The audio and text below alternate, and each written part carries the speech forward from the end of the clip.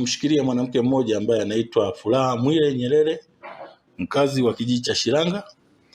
kwa tuhuma za mauaji ya mtoto wa jirani yake aliyekuwa mwanafunzi wa shule ya msingi Shilanga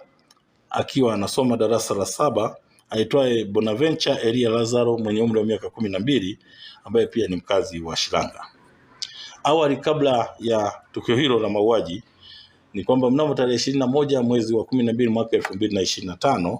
majira ya saa 10:45 jioni huko katika kijiji cha Shilanga, kata ya Irembo, tarafa ya Isangati, wilaya ya Mbeya vijijini, mtuhumiwa Furaha Mwile Nyerere alimpiga kwa kipande cha mti kichwani mtoto Bonaventure Elia Lazaro ambaye kwa sasa ni marehemu, na kumsababishia